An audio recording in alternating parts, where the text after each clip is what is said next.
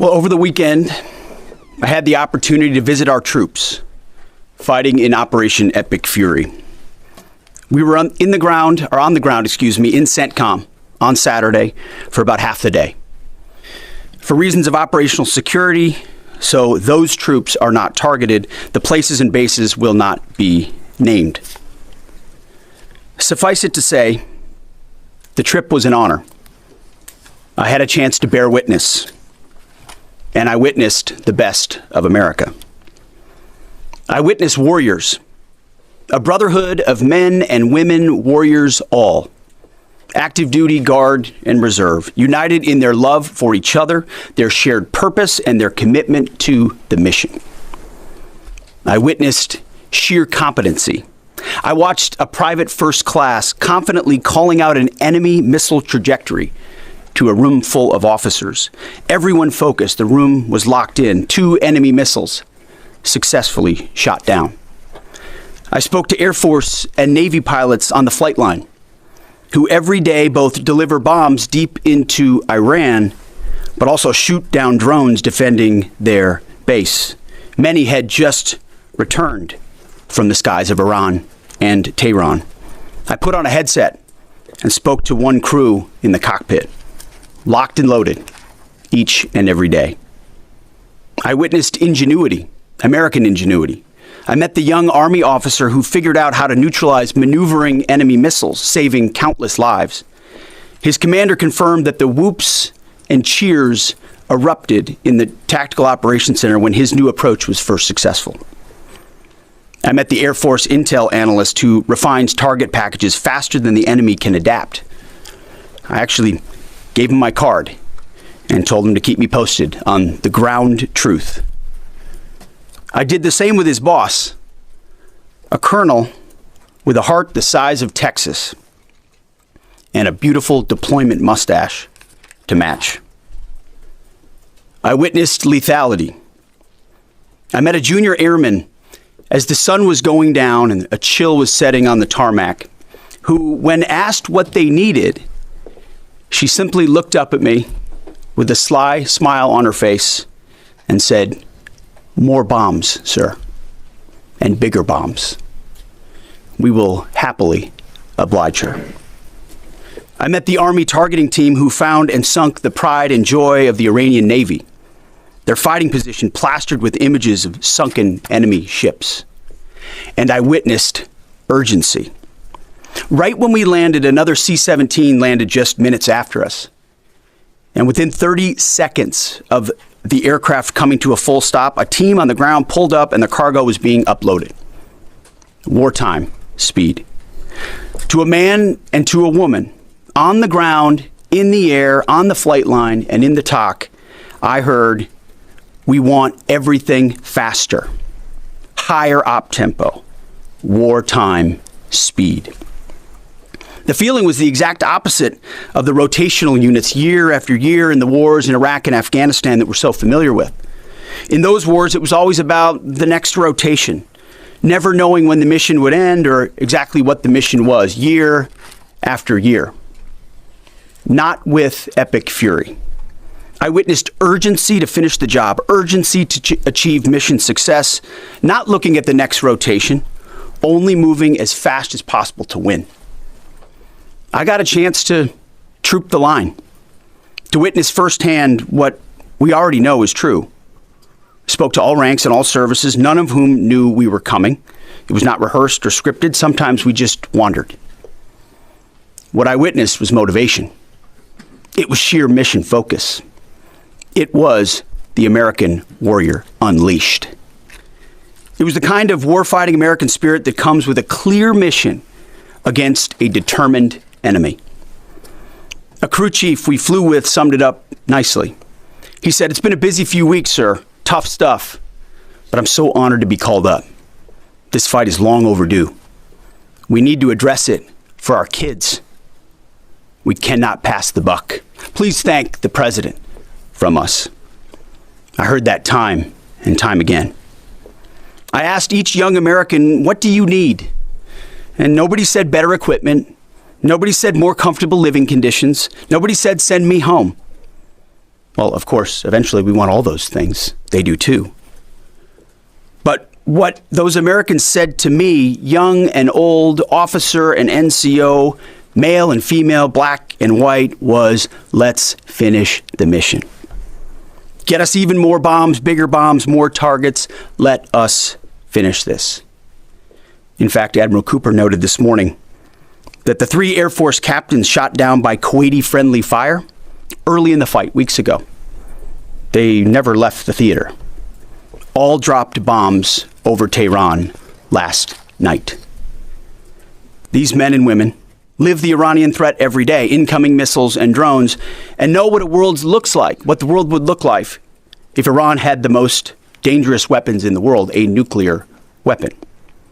As President Trump has said time and time again for years, and in this administration, Iran cannot have a nuclear bomb, and they won't. These troops, they want to finish this fight for their kids and their grandkids. This is about history. This is about legacy. Success matters. And because of this president and these Americans, we're closer than ever before to winning. President Trump is doing what no other president had the guts to do. Previous presidents were all talk. He's all action. On the battlefield, because of the latitude the president has given us, American firepower is only increasing. Iran's decreasing. We have more and more options, and they have less.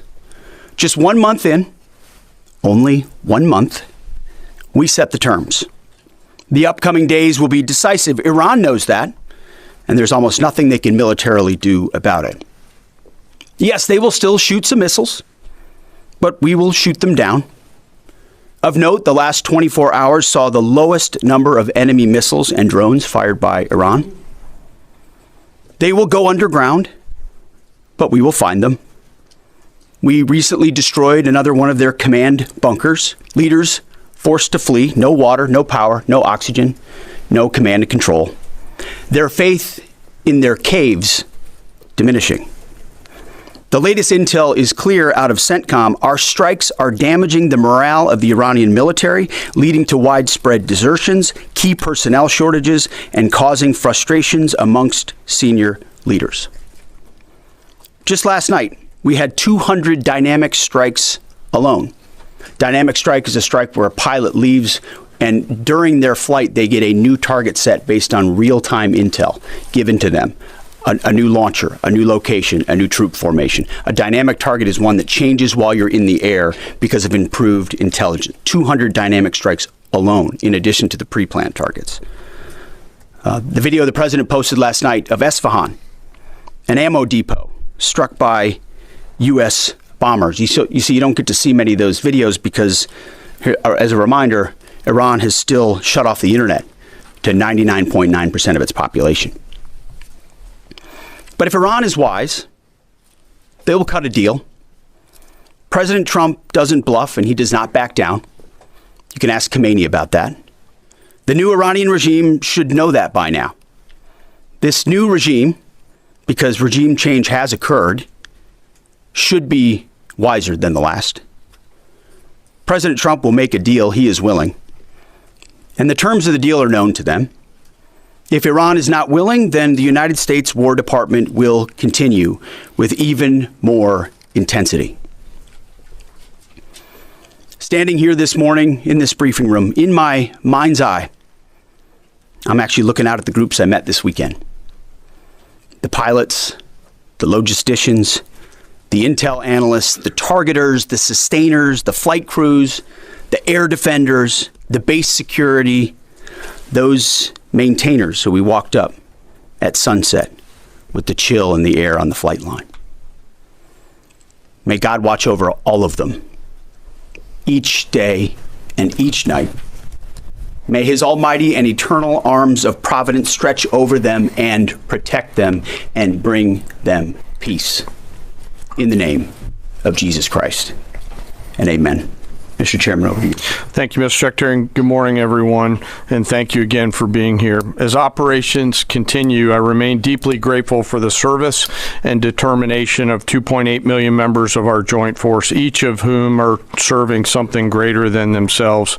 Every day, those deployed, and in many cases, those at home who are deploying forward, and bomber pulses and others put themselves in harm's way, and we owe them a deep debt of gratitude.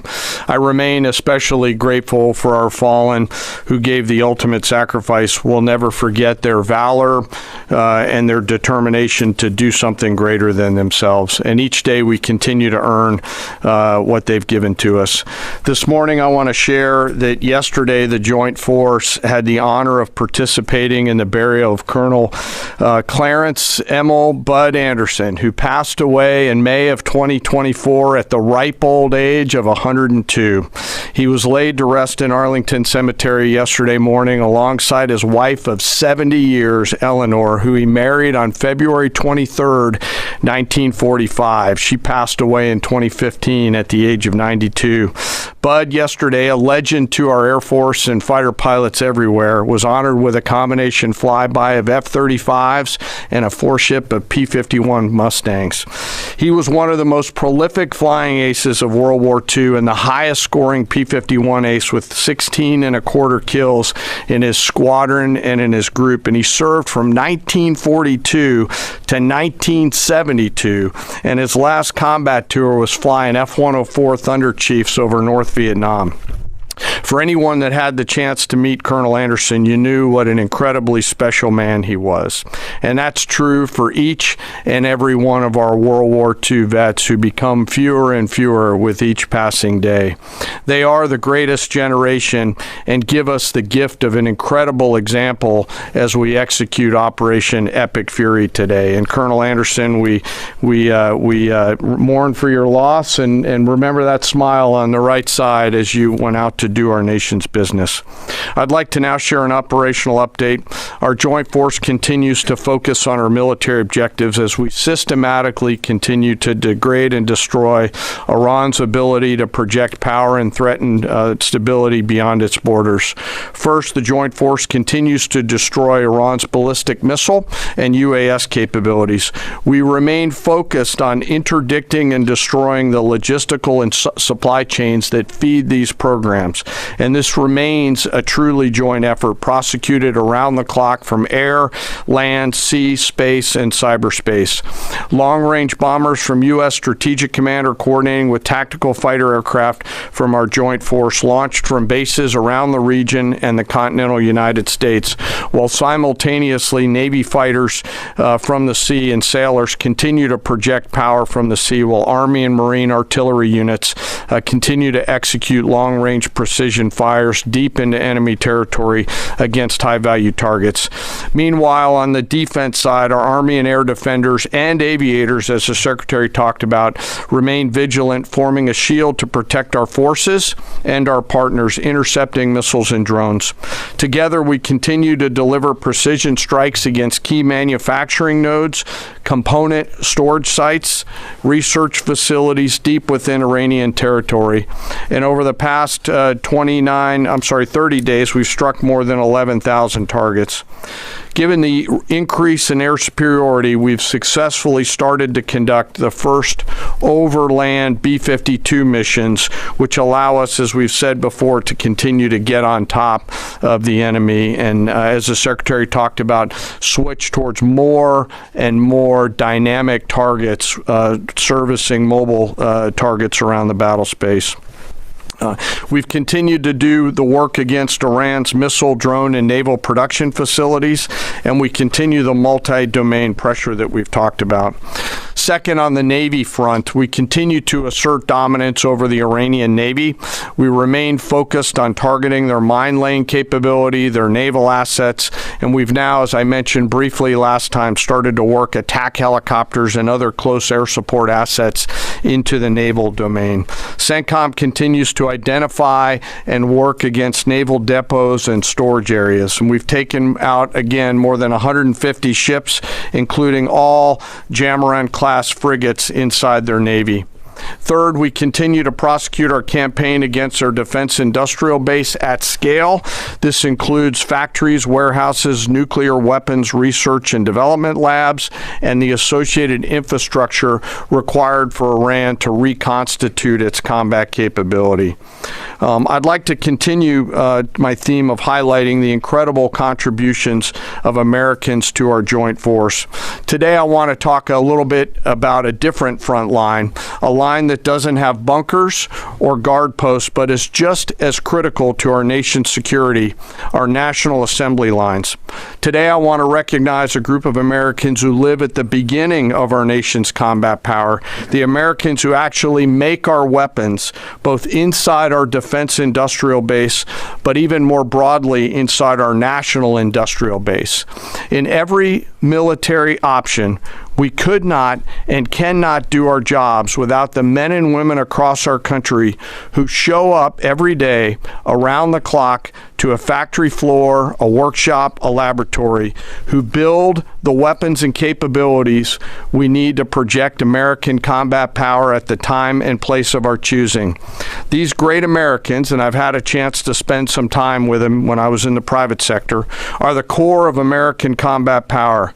They're the machinists running high-tech CNC machines, cutting raw blocks of metal into incredibly precise parts. They're the assembly workers painstakingly taking a kit of parts and turning that into a complex guidance system or precision munition or a rocket motor or building a jet or submarine. Or they're quality assurance technicians who ensure that when a warfighter pulls a trigger, the weapon works every time. This can be and is tough and gritty work. It's not a quiet office and a desk with paper, and there's nothing wrong with that, but this is exactly the way this group of Americans likes it. I know this. I've seen it myself, and I remain deeply honored by that gift. It's often loud and dangerous work, demanding, requires absolute focus for hours at a time with deep commitment to get it right every single time. It's hands-on work where one uncaught mistake or deviation can put an American's life at risk. A single misplaced wire, a microscopic flaw in a weld, incorrectly calibrated sensor could mean the difference between mission success or mission failure. The difference is measured in the lives of our sons and daughters who we put out around the field and on the field of battle. We rely on and trust in these great Americans, and it's not just their manufacturing skill, it's their innovative minds and their entrepreneurial spirit. From those who build exquisite capabilities down to the mom and pop machine shops all over this great country, they live at the beginning of and the core of America's combat capability, constantly adapting, constantly improving, constantly learning. And there are examples of this throughout history and current days, to include building things like the F-117 stealth fighter, the B-2 stealth bomber, making our combat capability undetectable over the enemy, to today's B-21 and F-47. It's work like in the shipyards of the East Coast and Northeast side of the United States that go out and build America's nuclear submarines that allow us to patrol around the world at the time and place of our choosing. These innovators, these workers, these incredible Americans don't get the same glory as a fighter pilot returning to a carrier deck at night or an artilleryman sending rounds downrange, and yet they show up every single day, and without them, we could not do the work that we are tasked to do. 24/7, they build the tools that we need to do our business. The skill, the commitment, the patriotism, the dedication poured into every piece of combat capability and hardware is seen and felt out at the edge of the force, as the Secretary talked about those young bomb builders out in the desert that he had the chance to see. You can see it You can feel it, and it's real, and we're deeply grateful. So to the American workforce out there, both inside our defense industrial base and in our national industrial base, thank you on behalf of the Joint Force. We carry the weapons that you build. We rely on the systems that you create, and the distance from that factory floor and that assembly line to the front line is incredibly short. Thank you. Keep it up. And to our adversaries out there, I remind you to beware of the American workforce. We continue to press forward in our military objectives. The Secretary and I remain deeply humbled by the spirit, tenacity, commitment, and grit of our 2.8 million member strong joint force. I want to, as always, thank the force and their families, and as always, remember our fallen. We carry with them and their names every day. Sir, I'll turn it back over to Absolutely. you. Well, thank you, Mr. Chairman. Two things. He didn't note it, but in memory of Colonel Bud Anderson, the chairman himself flew his F-16 to honor him recently. And thank you for highlighting the defense industrial base, the arsenal of freedom. It's worth noting no one has rebuilt that defense industrial base faster and with more purpose than President Trump in his first term. And now we're rebuilding the arsenal of freedom. Our defense industrial base is more vibrant today than it's been since World War II and growing rapidly. Contrast that with Iran, whose defense industrial base is nearly completely destroyed. Their ability to reconstitute the weapons of war they're using now that they're hiding in underground facilities and attriting over time, their ability to rebuild that is negligible. And I think that contrast is an enduring legacy of this as well, right here. Thank you for your time. We've had some signaling that the U.S. will retake control of the Strait of Hormuz. At that point, what military posture will be imposed to guarantee safe passage for our allies, deter our enemies, and demonstrate U.S. dominance in the region? And also, can you speak to how much America's adversaries, Russia, China, North Korea, how much they're supporting Iran's war machine at this point with arms and intelligence, and what we are militarily doing to punish the enemy coalition? Appreciate both questions. On the Strait of Hormuz, there are many more vessels flowing through today than there were, as the president has arranged. The president's been clear to Iran, open it for business, or we have options, and we certainly do. And when you look at what the chairman laid out with the Navy industrial base, with coastal cruise missiles, with UAVs, with counter-mine capabilities, we've been focused from the beginning on attriting and defeating those capabilities and limiting their options. There's lots we're doing as well, some of which is known, some of which is not known, to set the conditions. And I think the president was clear this morning in his truth that there are countries around the world who ought to be prepared to step up on this critical waterway as well. It's not just the United States Navy. Last time I checked, there was supposed to be a big bad Royal Navy that could be prepared to do things like that as well. So he's pointing out this is an international waterway that we use less than most, in fact, dramatically less than most. So the world ought to pay attention and be prepared to stand up. President Trump's been willing to do the heavy lifting on behalf of the free world to address this threat of Iran. It's not just our problem set going forward, even though we have done the lion's share of preparation to ensure that that strait will be open, which is an outcome the president's been very clear on. As far as Russia and China, we know exactly what they're doing, what they are or are not doing. We don't have to air publicly what all of that is. But where necessary, we're addressing it, we're mitigating it, or we're confronting it head on. I don't know if you have anything you want to add. No, sir. I think you covered it. Do you have any timeline for operability in the strait? Thank you, Mr. Secretary. David Zia, Real America's Voice. And I witnessed that enthusiasm on the lines and our submarine builders and the ironworks. It's unbelievable. But I just wanted to ask you, what's the status of the delivery of any hardened bunkers for additional protection for our troops? And without getting too specific, what kind of measures are we taking to protect some of the larger, more strategic aircraft like the Sentry and other?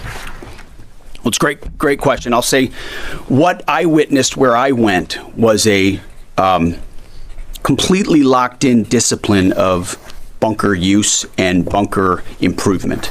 So from the beginning, as we stated very clearly, the first thing we did was set up a defense and make sure our defensive capabilities were maxed out before any of this even started. That included fortifications as much as possible, but it also included disbursement. If all of our people are in one place, you could imagine why that's a big problem. So dispersing is part of that defeat. Alongside that disbursement is more and more bunkers. And I can tell you, talking to base commanders, talking to our allies in in Israel, talking to others, rapidly fielding that and then improving those positions is a theater priority, no doubt, as are the air defenses and the layered air defenses. It's not just Patriots and THAADs, it's fighters and defensive caps, it's other kinetic defeat systems, it's electronic warfare. So the defense of our troops and our assets is max. I will say on some of those other assets you talked about, air wings, airframes, there's some things adversaries are doing to provide info and intel that they shouldn't. We're aware of it, and ultimately we move things around and don't. One of the biggest principles you learn in the military is to not set patterns, predictable patterns, and so commanders are working hard to adjust in real time with those systems and make sure they're in the right places and not easily targetable. Jillian. Thanks, Mr. Secretary. The U.S. and Iran appear right now publicly to disagree about whether there are these negotiations ongoing. What impact does that have on military strategy? Does it have any bearing at all? And General, the president wrote yesterday that the U.S. might destroy Iran's electricity generating plants and oil wells. Those are his words before ending this operation. Is there a way to do either of those things without seriously jeopardizing or seriously harming civilians? So on the talks, I can tell you, having been with Steve and Jared and the vice president and Marco and many others yesterday, they are very real. They are ongoing. They're active and I think gaining strength. And we appreciate that. As I said in my remarks, we would much prefer to get a deal. If Iran was willing to relinquish material they have and ambitions they have, open this. Great. That's the goal. We don't want to have to do more militarily than we have to. But I didn't mean it flippantly when I said, in the meantime, we'll negotiate with bombs. Our job is to ensure that we compel Iran to realize that this new regime, this regime in charge, is in a better place if they make that deal. And so we'll continue. We're working hand in hand, but the primary effort is a deal. We want that deal to be accomplished if at all possible. If not, then we're prepared to continue. Yeah. Thanks for the question. We're always thinking about those considerations and develop options to be able to mitigate those risks pursuant to the normal practices that we do in the military.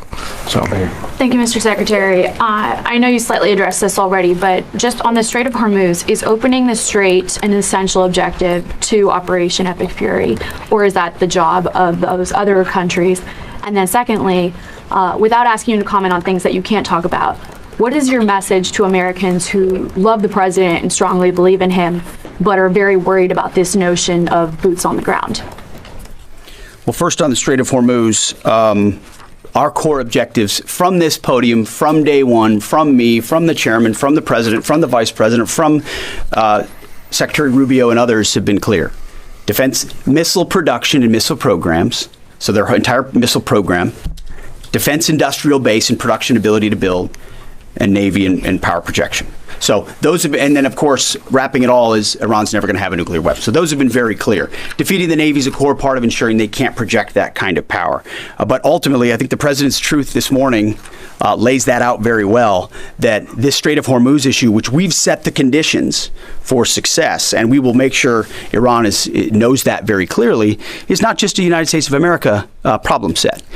We've been willing to lead. President Trump's led the entire time, but it's not just us. So ultimately, I think other countries should pay attention when the president speaks. He's proven that when he speaks, he means something. And he's pointing out, you might want to start learning how to fight for yourself. It's something some of us have been saying for quite some time. You can't just have flags, you have to have formations. You can't just have a few ships, you have enough to affect change. Those things matter in a dangerous world with ascendant adversaries. That's why the chairman's talking about our industrial base. That's why we're launching the Arsenal of Freedom tour to revive our defense industrial base. President Trump doing it in a way that nobody else has. As far as President Trump and boots on the ground, I don't understand why the base, which they have already, they understand, wouldn't have faith in his ability to execute on this. Look at his track record of pursuing peace through strength, America first outcomes. And what he's simply saying, and it's exactly true, and I've said from this podium too, we're not going to foreclose any option. You can't fight and win a war if you tell your adversary what you are willing to do or what you are not willing to do, to include boots on the ground. Our adversary right now thinks there are 15 different ways we could come at them with boots on the ground. And guess what? There are. And so if we needed to, we could execute those options on behalf of the President of the United States and this department. Or maybe we don't have to use them at all. Maybe negotiations work, or maybe there's a different approach. But the point is to be unpredictable in that. Certainly not let anybody know what you're willing to do or not do. But if anybody has internalized the lessons of Iraq and Afghanistan as the first one, President Trump, to call them out for what they are, he's not going to repeat those lessons. And I think I've been very clear about that from the podium. Yes. Thank you, Secretary Hegseth. A question for you and then a question for General Caine. You said we're a month into the Operation Epic Fury. How long until the objectives are achieved? And is there a scenario where a deal is struck before the objectives have been achieved? And then for General Caine, there's been lots of media coverage that suggested a ground invasion is imminent. What other purposes might the soldiers and the Marines who have been deployed over to the Middle East serve in this conflict? Well, just like the previous question, it's sort of military 101. Don't tell your enemy what you're willing to do or not do, and don't tell your enemy when you're willing to stop, especially an enemy that likes to hide in bunkers and try to hoard their missiles and hope you'll wait you out. So that's not a question I'm going to answer, or the president has said definitively. We have our own goals and guidance and things military objectives that we're moving toward and things that we look at. And as he's articulated, he's said 4 to 6 weeks, 6 to 8 weeks, 3. It could be any particular number, but we would never reveal precisely what it is because our goal is to finish those objectives. And we're well on our way, and the chairman and I look at this every single day. It will be the president's determination and the president's determination alone when those objectives are complete and when it serves the interest of the American people to cut that deal, to make sure that Iran doesn't have a nuclear capability and ultimately that our objectives, our interests are advanced. I don't know if you want to add anything. No, just to answer your question, Reagan, the range of military options that those forces can offer are extensive, not just limited to what you mentioned in terms of forces on the ground. And I wouldn't want to take away the president's decision space, but there are a multitude of things, not the least of which is Iran should note that they're out there and that they are a pressure point. And so they should carefully consider, I think, at the diplomatic level, not my job as a chairman, but at the diplomatic level to consider what's in front of them. Jerry. Okay,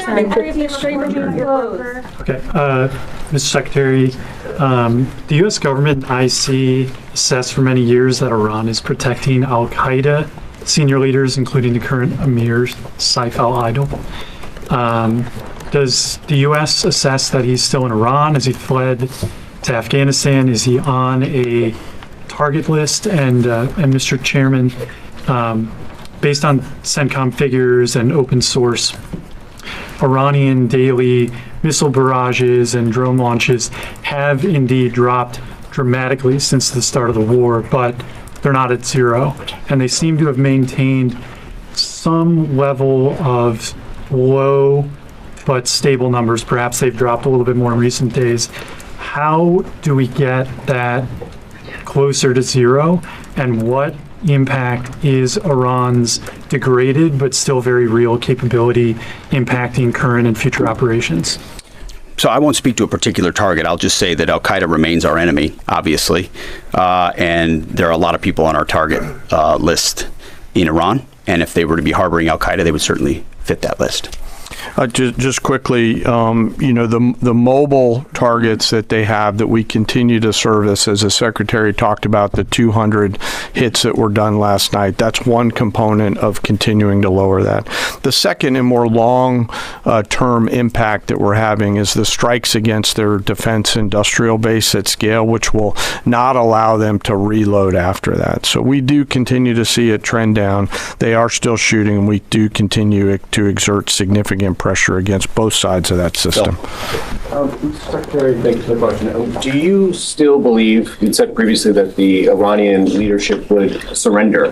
Do you still believe that? And is the United States still committed to NATO's collective defense? And to Chairman Caine, could you give us a sense of your thinking about the legality of striking desalinization plants if the president were to order that? I will just say that any mission that ends on our terms, going to call it a surrender, call it a defeat, call it what you want, we remain committed to a conflict that ends on our terms and the president's terms. There's no doubt about that. And as far as NATO is concerned, that's a decision that will be left to the president. But I'll just say a lot has been laid bare. A lot has been shown to the world about what our allies would be willing to do for the United States of America when we undertake an effort of this scope on behalf of the free world. These are missiles that don't even range the United States of America. They range allies and others, and yet when we ask for additional assistance or simple access basing overflight, we get questions or roadblocks or hesitations. And the president's pointing out, you don't have much of an alliance if you have countries that are not willing to stand with you when you need them. He's simply pointing that out, and ultimately it'll be his decision of what that looks like after this is complete. I'll just won't talk about any particular target. This really builds on Jillian's question too, that I don't think I completely answered. But the joint force is the most professional force in the world, and we have numerous processes and systems to carefully consider the whole range of considerations, from civilian risk to legal considerations with any target. And as targets come before us, we run them through the same process that we always do, and always strike lawful targets in accordance with the normal procedures that we use. Raizin Caine, do you agree with no order, no mercy for enemy combatants? As Hegseth has said. Thank you, Mr. Secretary. Thank you, sir. Thank you, Mr. Secretary. Thank you. I appreciate it. On Sunday, President Trump said that Iran's first regime was all destroyed and the second one is mostly dead. The third regime that we're on right now has been much more reasonable in negotiations. Do you agree with that assessment, and why? I would defer to the negotiating team there. They're the ones talking to him, but they're getting a back and forth on terms, which is a productive development. We stand right there next to our negotiating team, always willing and prepared to put them in an even better position. Thank you very much. Appreciate it. Thank you. Thank you.